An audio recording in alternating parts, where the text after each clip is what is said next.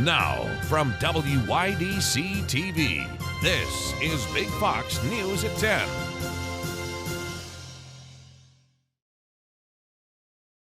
We begin tonight with tragic news out of Texas, where an 18-year-old gunman killed more than a dozen students at an elementary school. It happened just before noon at Robb Elementary. That's in Uvalde, some 80 miles west of San Antonio. Texas Governor Greg Abbott says 14 children and one teacher were killed. He identified the suspect as 18-year-old Salvador Ramos, who is also dead. Governor Abbott said he believed that responding officers killed the shooter when they arrived on scene. Adult sexual assault victims will have a new window to bring forward claims thanks to a new bill that passed the New York Assembly. The Adult Survivors Act passed yesterday, and Governor Kathy Hochul is expected to sign it. The bill would create a one-year window for adult survivors of sexual offenses to bring civil claims that were previously off limits due to current statute of limitations. Pennsylvania Lieutenant Governor John Fetterman has been released from the hospital after more than a week following a stroke. Fetterman is the Democratic nominee in the Keystone State's high-profile Senate race. The 52-year-old politician won the Democratic nomination while he was hospitalized. Fetterman easily beat Representative Connor Lamb just hours after the lieutenant governor underwent surgery to implant a pacemaker with a defibrillator. The Democrat has said the stroke was caused by a heart condition called atrial fibrillation. Chicken lovers are flocking to the newly opened Crystal Bucket in Painted Post, so much so that the local police department has had to get involved. The Painted Post Police Department released a temporary traffic plan around the Crystal Bucket. The KFC location's popularity has sometimes left customers blocking traffic on State Route 415. So for now, police have blocked off part of Edgar Tillman Drive with cones and no turn signs. You can still get to the KFC by taking Steuben Street onto Edgar Tillman while the department works on a longer-term solution. After a major COVID delay, Fiddler on the Roof kicked off its run at the Clemens Center tonight. The show was originally supposed to be part of the 2019-2020 Broadway series. The Tony Award-winning musical has a 3-night run in Elmira, so you have 2 more chances to catch it. For ticket information, you can go to clemenscenter.org. One of the region's biggest events is now less than 48 hours away. Glassfest 2022 kicks off Thursday evening with the glass ribbon cutting at the Corning Museum of Glass at 5:30. Friday, Saturday, and Sunday will feature lots of live music throughout the Gaffer District, with a concert each night in Riverfront Centennial Park and a fireworks display Saturday night. Saturday and Sunday also have on-street vending for local businesses and artists. For a complete schedule of times and events, you can go to gafferdistrict.com. An alleged suspect has turned himself into police in connection with a deadly shooting aboard a New York City subway train. 25-year-old Andrew Abdullah turned himself into police this afternoon. Abdullah is believed to be the man responsible for shooting and killing 48-year-old Daniel Enriquez Sunday morning. Police say it appears the shooting was unprovoked and that Abdullah targeted Enriquez at random. Heavy fighting is raging in Ukraine this week. Russian troops are trying to make gains in the Donbass region after facing resistance elsewhere. Here's Trey Yingst. Russian forces bombarding eastern Ukraine today, attacking multiple locations in the Donbass. Ukrainian officials say the strikes killed several civilians and destroyed infrastructure in the Donetsk and Luhansk regions. In the city of Severodonetsk, thousands of civilians remain as troops move in. We are in a position to provide more security assistance. We are in a position to provide more economic assistance, just as we will continue to impose increasing costs on Russia should it not end its war against the Ukrainian people and the Ukrainian government. Moscow shifted its focus to the east after facing stiff resistance around Kyiv and other big cities. Russian leaders are defending their progress, claiming the offensive has slowed in an effort to avoid civilian casualties. Ceasefires are being declared and humanitarian corridors created in order to get people out of settlements that are surrounded. The fighting here in Ukraine is now in its 3rd month in a sign of the war's toll. Ukrainian authorities say 200 bodies were found in a collapsed apartment building in Mariupol. The port city was bombarded for weeks by Russian shelling. Meanwhile, some European officials are now accusing Russia of trying to start a global food crisis by deliberately targeting grain warehouses and ports in Ukraine.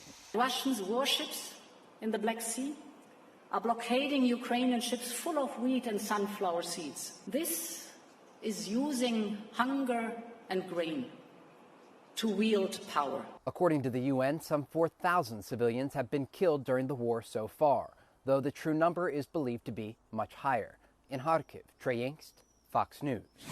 The FBI uncovers a scheme by an alleged ISIS member to assassinate former President George W. Bush. This according to a report published in Forbes. The suspect, an Iraqi man in the U.S., was an ISIS operative plotting to kill the former president, going as far as traveling to Dallas to take video around Bush's home. The alleged scheme would have involved at least 7 ISIS members. The man, 52-year-old Shihab Ahmed Shihab, was arrested this morning. He's been charged federally with an immigration crime, as well as aiding and abetting a plot to murder the former president. Public health officials are racing to understand a new global monkeypox outbreak. There are roughly a half dozen presumptive cases in the U.S. Phil Keating has more. Possible monkeypox cases climbing across the country. The CDC now investigating several suspected cases of the virus, including 2 here in Florida, as well as in New York and Utah. So far, those infected have been men who recently traveled internationally. Symptoms include fever, aches, and lesions and bumps on the body. The illness typically lasts only 2 to 4 weeks and is cured without any treatment. The current outbreak began in Europe and Asia, affecting people in roughly a dozen countries. The World Health Organization says many of the cases it's monitoring were connected to recent raves in Europe. Health experts maintain the risk of infection for the general public is low. Direct contact with a person who may be infected or who has a confirmed case of monkeypox means that the risk is obviously higher. The CDC says it's working to distribute a small amount of the monkeypox vaccine for some high-risk individuals who have come in contact with possible cases. There's also an older vaccine used to prevent smallpox that doctors say could be used for this monkeypox outbreak. The government has more than 100 million doses of that formula. We simply stopped vaccinating people in 1972, which is why the outbreak that we see in Europe and in parts of the United States are likely going to be confined to people who are under age 50. Drug maker Moderna is now testing its own monkeypox vaccine in preclinical trials. In Miami, Phil Keating, Fox News. It's the end of an era. The last public payphone in New York City is now gone. Linda Schmidt spoke to people who gathered to watch this moment in history. I think it's a phone booth, I believe. Yep, that is just what it is. Once considered a lifeline, public payphones in the city are now officially a part of history. The last one removed from 7th Avenue and West 50th Street in Midtown. It's a generation change, big generation change, you know. Grew up seeing them all the time. Now, tell my kids about a phone booth, they probably won't even know what it is. They'll look at it in history books. Those old enough to remember using payphones on the street, stopping to record the history. How many kids walk by it and they don't know what it is? Kids now, they can take a look and say, how does that work? The city started removing more than 6,000 public payphones back in 2015 and replacing them with free public Wi-Fi kiosks. It is really, really important that we have these Wi-Fi kiosks that are giving free, high-speed, reliable Wi-Fi to everybody. And if you do yearn for the good old days of a payphone, if you're nostalgic for the old payphone experience, there will be 4 what we like to call Superman booths on the Upper West Side, on West End, where you can go in, make an old school phone call. Here's your local stock market update from Big Fox.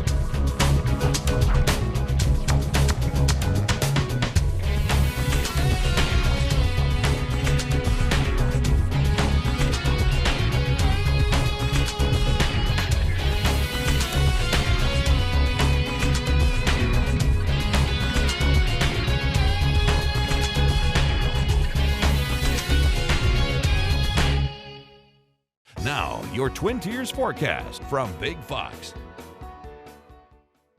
Hi everyone, welcome. I'm meteorologist Sam Ryan. Looking back over the last 5 days, Haven't had any precipitation here. Monday, Tuesday, it's been rather pleasant. We'll see temperatures. Meanwhile, over the last 5 days, we hit a high last Saturday of 90, and we kind of went on a cooling trend Monday. And again, Tuesday here, we hit a high of 67 degrees, still well below the average. Now, take a look at Wednesday. We're going to warm up a bit.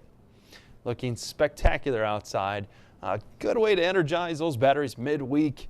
Hump day, 55, 7 a.m., 69 at noon. Reach a high 74 degrees at 5 p.m., so high temperature, a couple degrees warmer than that.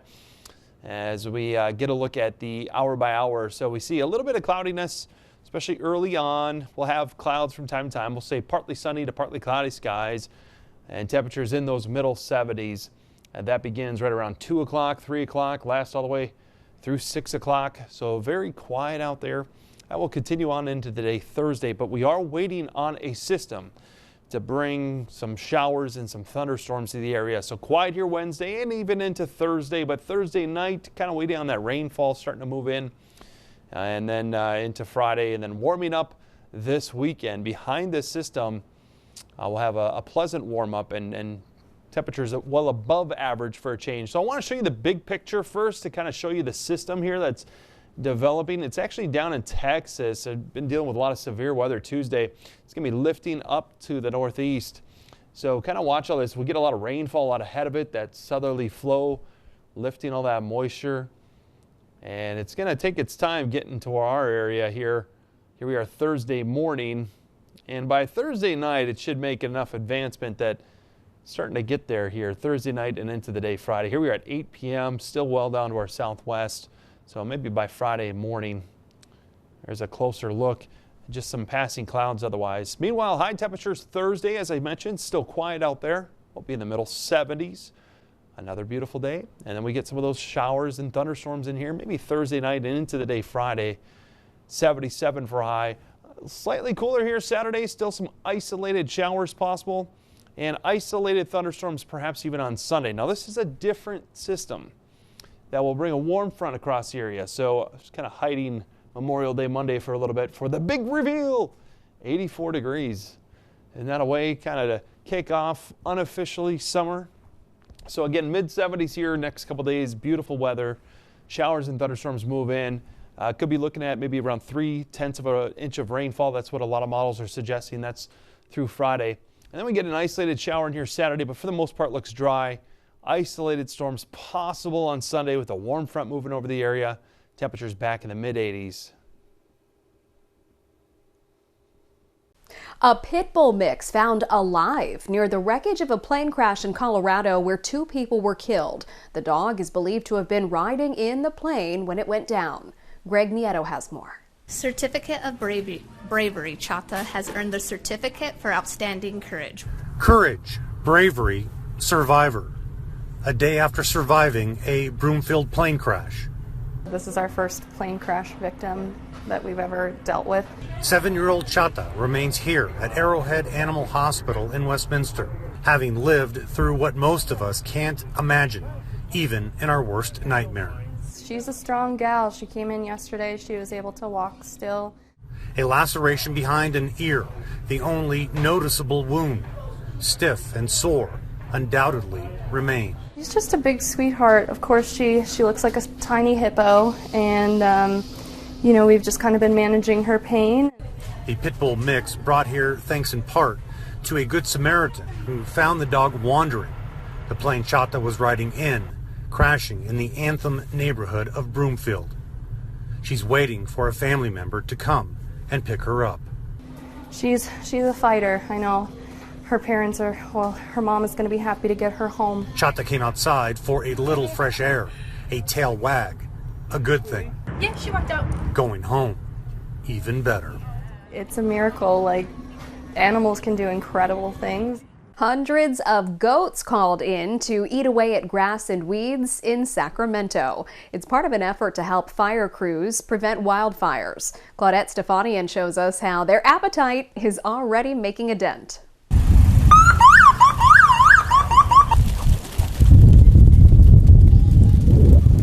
They are great fire preventers. We are blessed. Okay, Steven, come on. What are they doing? Eating grass. Eating grass.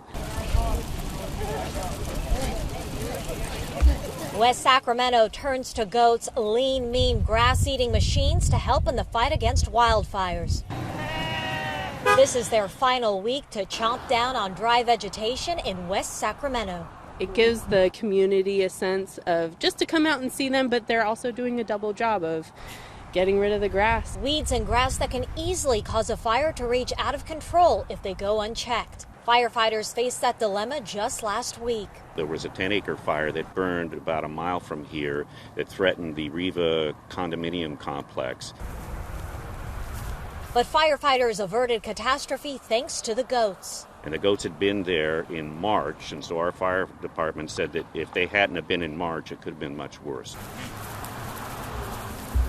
The goats tear through 2 acres a day, and their firefighting skills are catching on. Families come out, we've got kids that come out, we've got artists come out and paint them, we've had the videos made, they're famous on TikTok now. Causing some to question a West Sacramento without the goats. I would miss it dearly if they stopped doing it. Patients at a rehabilitation institute in Arkansas are turning to technology for help. Physical therapists are using virtual reality to help with everything from range of motion to memory. Claire Kreitz has more. Sensors strapped in, headset on. Let's try a different game here. I got to put the new virtual reality system at the Baptist Health Rehabilitation Institute in Little Rock to the test. Lean forwards. Lou Treader is a physical therapist here and says the real immersive system can be used for a wide range of patients. We see a lot of neuro patients, so stroke, brain injury, spinal cord, but we also see orthopedic patients. Each game targets a different area, whether it's balance. Say our patient has difficulty with sitting balance, moving forwards and backwards and reaching towards items. Or range of motion. I missed all of them. All while recording progress and giving feedback along the way. So maybe they start out only being able to bend their arm maybe 90 degrees, and we can program it to, for certain games, that they get positive reinforcement if they get to that 100-degree range or 120-degree range or on up to a normal range. While working their body, most of these scenarios also have a component to work the mind as well. To work on their memory or sequencing of different items. While some games I passed with flying colors. Fantastic. Others were a little more challenging. I quit. Okay. But overall, Treader says this tool helps patients tap into their competitive side while making them stronger day after day. The more engaged they are in the activity, the more they buy into it, the more likely they are to reach the goals that they're trying to attain. One Arizona city is putting its hometown heroes on display ahead of Memorial Day. It's the city's way of honoring those who gave so much to keep America safe. Danielle Miller has the story. 49 Hometown Heroes banners now lining Main Street in Mesa. It's just such a special and unique thing, and being able to see your family member, on the banner just makes it that much more special. These banners honoring Mesa veterans and active duty service members, veterans like Carmen Cox. I was actually born in the Army. She had me and my sister while she was in the Army, and she was military police. She loved it. She was in there for, I want to say it was like 5 or 6 years. And that's all she talked about. It was like the one thing that she really enjoyed and was something special about her life. Her daughter Valerie initiated the process to honor her mother and surprise the family today with the banner. And it's amazing because she was the best. She was so tough. Like the toughest of the tough. Valerie says being able to share this with her family today makes going into Memorial Day weekend all the more meaningful. She's happy her mom's love for the military and service is now on full display. And she told them all stories. She told them to all join the military, and she was a teacher for like 14, 15 years, and she told all her students how amazing the military was and just what it can do for you. These banners will be lining Main Street until June 5th. We want to leave you with a smile. A fire department in West Virginia gets a call to save some animals.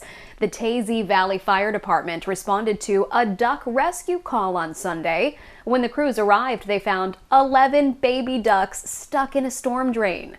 The firefighters say the concerned mom was nearby while they were getting her babies out. The team was successfully able to reunite and rescue all the ducks with their mom. From our whole team, thanks for joining us. We hope you have a great rest of your day.